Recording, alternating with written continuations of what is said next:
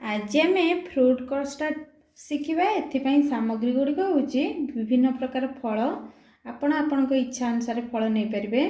कमला, कदली, तरभुज, अंगूर, cherry, Apple, बेदाना, अंगूर ये सब फल मुझे क्षीर 1 लिटर नहीं चीनी और कस्टार्ड पाउडर।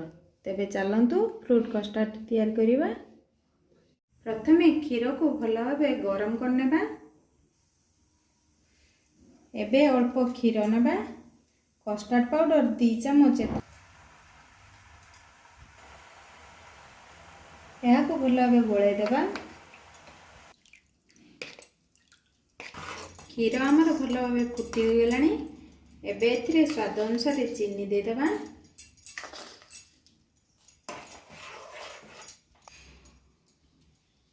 एबे एथिरे कस्टार्ड पाउडर दे देबा। यह को भल भाव गोलाई देबा। धीमा आंच रे 5 मिनिट जाए यह को फुटे नेबा। क्षीर आमर भल भाव बहलिया आसलानी। एबे आमे गैस बंद कर देबा। क्षीर आमर ठंडा हो गलानी। एबे एथिरे फल दे देबा। एबे आमर फ्रूट कस्टार्ड तैयारी हो गला। यह को आमे बाउल को काढी नबा। एबे आमर प्रस्तुत हो गला फ्रूट कस्टार्ड।